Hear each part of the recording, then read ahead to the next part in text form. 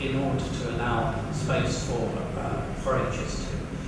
Secondly, I think the problem with the way this debate that we've been having over the last few minutes is being couched is that we're assuming that we must cater for all demand, and we must indeed encourage demand. HS2 will create a lot of new demand for transport.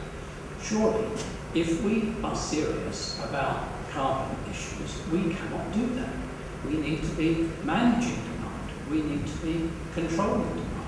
So we cannot keep on saying, okay, yes, there can be more demand, HS2 can help meet it. We can't go on that way. That's not a solution to the green problems that we face. You've been very persistent. Yeah, with the glasses, yeah. Not the persistence wins you the guaranteed right to speak. My name is Kate from Manchester University. I'm kind of intrigued by some of the engineering arguments because I think some of them are wrong. And certainly if I had the amount of investment that, say, Greengauge had to promote HS2, I'm sure I could come up with some very good business cases against it. One of the issues is in terms of the carbon footprint of HS2, and it basically relies on the fact that we're going to take a lot of our energy from nuclear power, so it assumes that we're not displacing that requirement into other mixes of fuel. It also costs more than Network Rail believe it would cost to electrify almost the entire rest of the network. And so actually you can make the entire rail system carbon neutral for the same price that you get 100 miles from London to Birmingham. So I don't think the arguments necessarily have been particularly well portrayed. I think we maybe more balanced on that. And the other argument, going back to the speed, is I understand that a lot of the issues to do with freight capacity, a lot of the problems with HS2 are to do with the fact that it's going very fast, it's therefore using lots of energy, it has to go in a straight line, so it goes through whatever is in its way. We could actually resolve the problems with the NECs, give us more capacity of Birmingham to London. We wouldn't save the whole 11 minutes that between the Virgin estimate of what's it will take in 2026 to get from Birmingham to Euston, but I think 11 minutes is neither here nor there. So partly I'm wondering what's the view on the nuclear power issue in terms of that, and are we as Birmingham happy to have a nuclear power station in our locality to actually power some of this stuff? Because it's unfair that we expect other people to take on that risk for our benefit, our business benefit. And the other thing is, why are we not looking at building a freight line that goes much slower, freight doesn't care how fast it gets there generally, has much less impact on the environment, costs less to build, and we use less energy. We've sort of addressed some of the freight issues. Well, just on the nuclear power one, I think that's a very interesting hold in the pro-HS2 lobby, because we all know what's happened about nuclear power over the last few weeks. It's certainly made it, I think, to some extent politically unpalatable to build new nuclear power stations.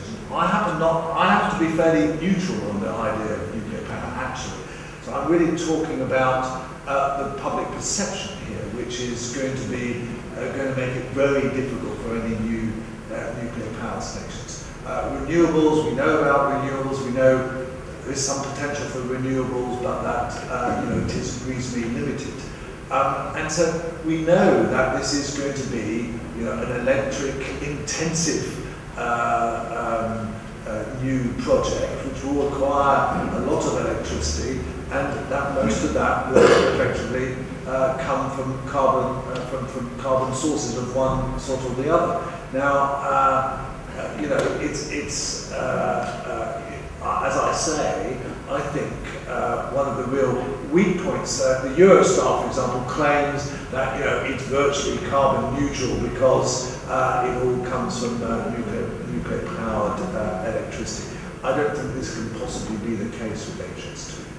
On the case of freight, there was a plan some years ago to build a new slow freight line effectively between Manchester via the outskirts of Birmingham and then through to the Channel Tunnel. They actually got it to Parliament where it was voted on. One MP voted in favour and 276, I think, voted against. For largely NIMBY consideration, so it was knocked on the head. I don't think it is possible, I'm afraid, to revive that, even though I was quite supportive of the idea. Jim says it's not feasible, but I was quite supportive of the idea, but it's not going to happen, I'm afraid. A great increase in renewables, a big reduction in coal use, an increase in the short run in gas use, and so on and so forth. And of course, electrification, the proposition that you put up really is an alternative. Wouldn't this be a better way of reducing carbon? Well, of course, I mean, that's going to be subject to the same mix, whatever it turns out to be. The one observation I would make about this is that the government of the day, the coalition government, and this links back to an earlier point about loss of funding for local schemes, has funded just about every rail scheme that was on the books, including some very significant electrification projects. When I was working on Manchester-Blackpool electrification in the 1970s, it was the big project. We must have this for the North West economy. And people have hardly noticed that in the last year this project and Manchester-Liverpool and the Great Western Main Line have all got the go-ahead. So we don't see these things as being in opposition at all. They're part of the same process of modernising the rail network. It just happens that over the longer distance trunk routes, the most efficient, the most cost-effective way of doing that is to build some brand new line as well.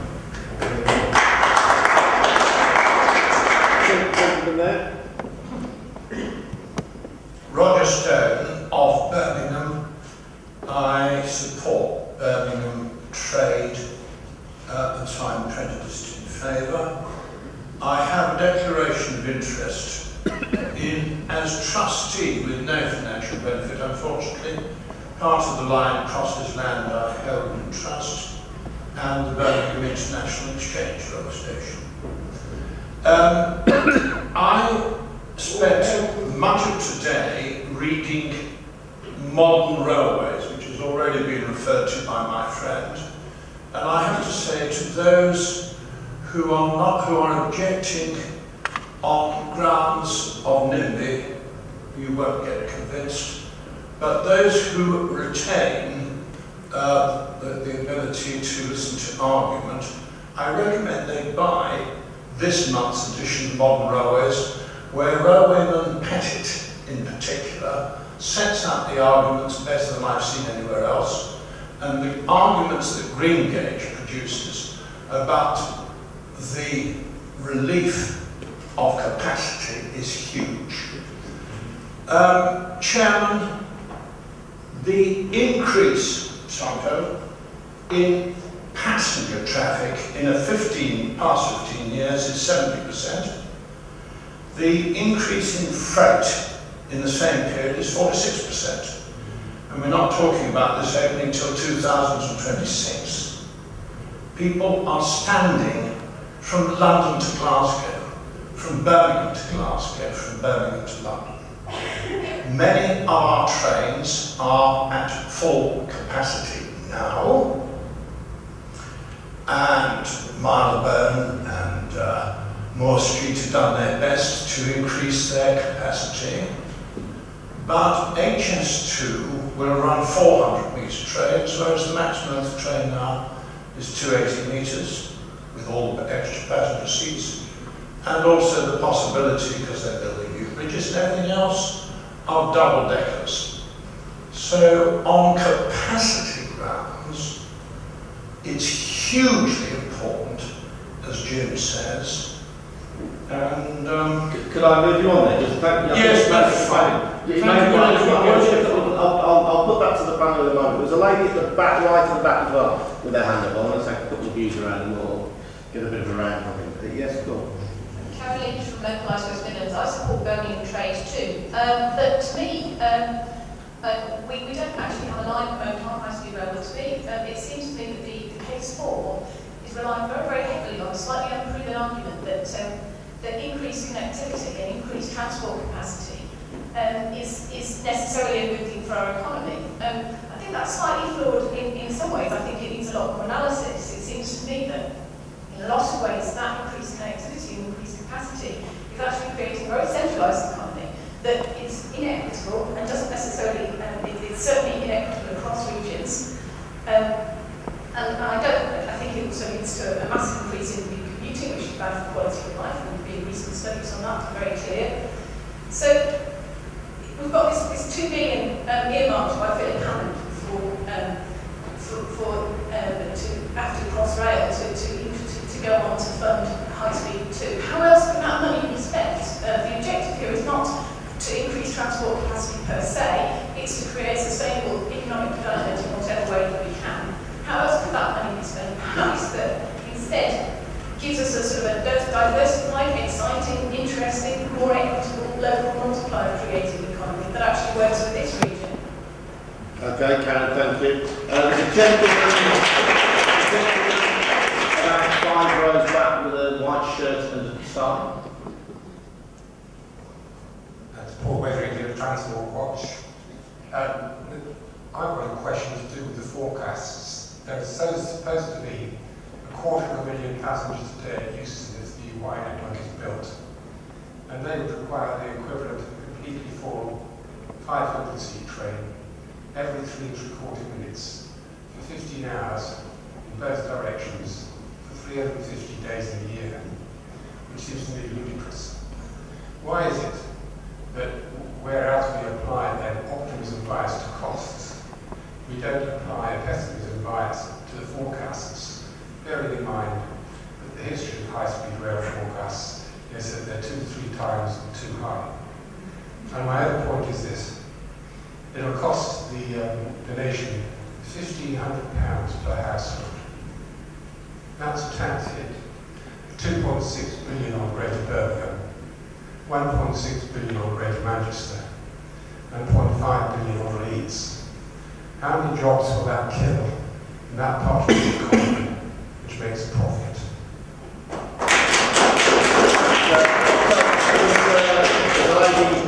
Are you both making the same point? Certainly not. Sorry. Lizzie Williams. I have lived and worked in the West Midlands and in Birmingham city centre since 1990 until I had to give up to do health, and I worked in regeneration and social housing, so Birmingham's very important to me and the people of Birmingham are very important to me. This question's really directed at Martin. We're going to have 15 years of disruption affecting this city. How many motorways, how many roads are severed by High Speed 2? The congestion that this city is going to have during this construction phase of up to 15 years